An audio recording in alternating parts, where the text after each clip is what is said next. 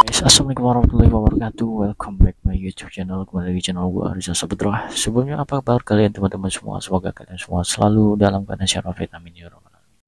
Dan kali ini kita bakal mengikuti kasus Vina Cirebon ya guys ya. Dan ada uploadan video dari Holaen yang berjudul videonya terbongkar pelaku utama kasus Vina Cirebon, anak mantan bupati Cirebon. Wow, bikin penasaran guys ya, gimana ulasan penjelasan dalam video ini. Kita langsung aja ke video ya guys, check it out. Beliau ini mendapatkan kasus karena dan pencucian ya. Di situ kenapa aku herannya, karena setelah beliau turun, sang istri Hola netizen yang tercinta, kasus Vina Cirebon kembali heboh menjadi pusat perhatian publik. Hal ini setelah film Vina sebelum 7 hari yang mengangkat kasusnya tayang di seluruh bioskop tanah air. Film itu memang diharapkan dapat menjadi pintu masuk untuk dapat menuntaskan kasus Vina Cirebon. Pengacara Hotman Paris sampai turun tangan menjadi kuasa hukum dari keluarga Vina Cirebon untuk membongkar kasus kematian Vina, di mana 3 orang pelaku masih bebas berkeliaran sampai sekarang. Sedangkan 8 pelaku lainnya sudah diadili dan mendapat vonis dari pengadilan. Hotman Paris mendapat informasi bahwa salah satu pelaku yang kini masuk DPO adalah anak dari mantan bupati. Dia pun meminta penyidik untuk turun gunung menelusuri kebenaran informasi tersebut. Hotman Paris sangat optimis 3 orang DPO akan dapat ditangkap dan diadili ketika polisi bergerak serius melakukan penelusuran melalui keluarga dari 3 orang pelaku. Hotman Paris menyatakan bahwa dirinya membutuhkan pengacara yang tinggal dan berkantor di Cirebon untuk mengungkap misteri 3 orang DPO yang masih kabur.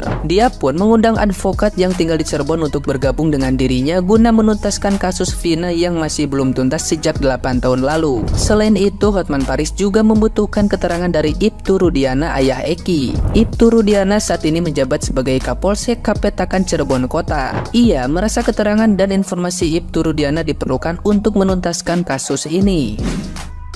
Semakin terkuak kasus Vina almarhumah Cirebon. Apakah benar salah satu yang DPO tersebut anak seorang mantan bupati? Hayo penyidik segera turun ke lapangan, panggil mantan bupatinya. Ayo, ini jutaan rakyat Indonesia menunggu. Apakah benar salah satu pelaku yang DPO adalah anak mantan bupati? Sudah viral di mana-mana. Ayo penyidik Polda Jabar bergerak cepat, jemput sekarang, malam ini juga. Jemput malam ini juga. Langsung sita semua handphonenya, semua sama istrinya, sama anak-anaknya, sama bapak, ibunya, opung, nenek, kakeknya. Oke, saya bicara ini sebagai kuasa hukum dari keluarga almarhumah Vina. Salam dari Bali. Nah, gimana nih menurut netizen yang terhormat? Silahkan berkomentar ya. ini cuma cocok logi ya guys, jangan dijadikan pedoman untuk menuduh orang yang nantinya jadi salah sangka. Bupati Cirebon yang menjabat pada tahun 2016 ini kan, yang juga ditangkap sama KPK karena kasus gratifikasi, dan ini ada nama anak-anaknya, tapi nggak ada yang namanya sesuai dengan DPO ya, karena DPO-nya kan tidak menyebutkan nama lengkap. Ingat, ini cuma cocok logi, cocok logi, cocok logi. Ini sebenarnya masih berhubungan dengan kasusnya Vina ya. Cuman aku agak wow kayak gitu. Gini loh, sebentar. Nah, ini kan kasus Vina itu kan disangkut pautkan dengan ini ya, dengan bapak mantan bupati ya. Aku nggak tahu nih, nggak tahu nih ya, sebenarnya itu tuh beneran bapaknya atau bersangkut pautan dengan yang DPO 3 orang itu ya, salah satunya atau tidak. Aku nggak berani menjawab itu benar atau tidak, karena aku pribadi sendiri nggak tahu kebenarannya seperti apa. Cuman nih ya, aku malah fokusnya tuh ke sininya. Di sini kan beliau ini mendapatkan kasus karena dan pencucian ya. Di situ kenapa aku herannya, karena setelah beliau turun, sang istri malah jadi lagi. Memang bukan di bupatinya, tapi wakil bupatinya. Nah, ini tuh, dan istrinya. Jadi si istrinya ini adalah wakil bupati di periode 2019 sampai 2024. Yang aku heran aja kayak gitu, kok bisa sih kalian memilih yang jelas-jelas suaminya ada kasus, tersandung kasus seperti itu, terus istrinya bisa naik kayak gitu loh. Itu aja sih, wow kayak gitu. Adapun mereka berdua ini terkait atau tidak dengan kasus Vina, aku sendiri sekali lagi, aku pribadi aku nggak bisa memastikan karena nggak tahu juga ya kebenarannya. Kita ikutin aja prosesnya akan seperti apa, benar atau tidak, plot twistnya kemana. Dan karena sekali lagi aku bilang, semakin ditelusuri semakin bikin kepalaku sakit, karena sekarang nih banyak banget nih asumsi-asumsinya nih, banyak banget. Pokoknya kita lihat aja, yang pasti semoga almarhum dan almarhumah mendapatkan keadilan. Doa juga jangan lupa minta doanya teman-teman untuk yang sudah nggak ada ya. Oke, terima kasih. Kasus Vina kembali dibuka. Mabes Polri bantu mencari 3 tersangka yang DPO. Ih, 7 tahun kemana aja bos? 7 tahun loh, kemana aja? Giliran filmnya viral, baru lu bertindak. 7 tahun kemana aja?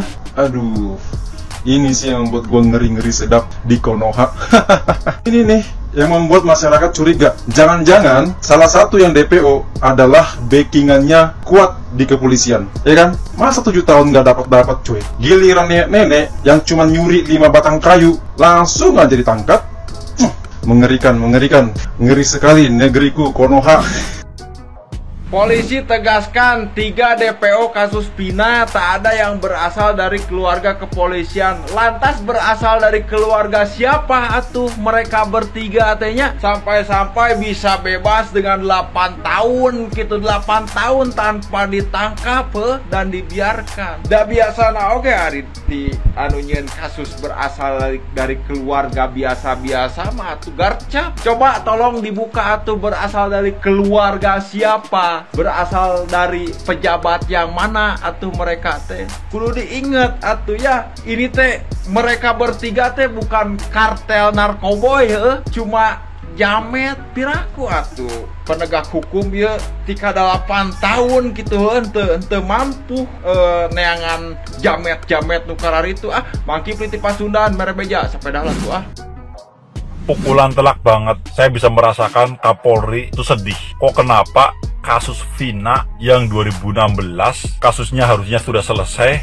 tapi faktanya belum selesai. Itu dibongkar sama arwahnya sendiri. Secara logika, ini yang saya katakan pukulan telak buat Kapolri untuk apa ya, menegaskan ke bawahannya agar bekerja untuk rakyat sepenuh hati. Ya kan? Persoalannya bukan masalah apa-apa bro. Baru ada sejarah loh, arwah yang membongkar kasusnya sehingga menjadi viral. Keluarga korban dipanggil Otman Paris untuk menuntut keadilan agar yang 3 itu yang kabur segera ditangkap. Ya kan? Kenapa? Ini fakta. Kok arwahnya yang membongkar? Seharusnya kan pihak yang berwajib, ya kan? Kok bisa pihak yang berwajib nggak bisa menyelesaikan? Yang bisa menyelesaikan arwahnya. Kan pukulan telak banget buat Kapolri, terkhusus Kapolda Jawa Barat.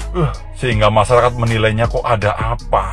Kok bisa arwah membongkar kasus sedangkan rakyat Indonesia yang dipercaya itu adalah pihak yang berwajib, tapi malah tidak sesuai hasilnya. Mungkin ini buat pembelajaran ya buat para aparat penegak hukum.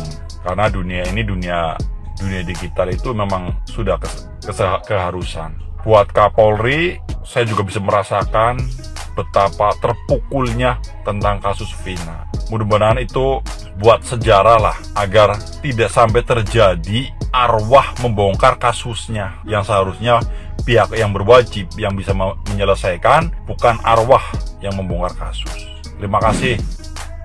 Guys, mari kita bahas kejanggalan-kejanggalan yang terjadi dalam kasusnya Vina. Semoga video gue ini atau video konten kreator lainnya atau video kalian dan komenan repostan kalian dapat membuat pihak yang berwajib lebih profesional lagi dan tidak terkesan hanya formalitas dalam menangani kasus Vina ini ya guys. Yang pertama adalah pada tahun 2016 ketika kejadian, pihak yang berwajib menyatakan Vina dan partnernya ini kecelakaan tunggal.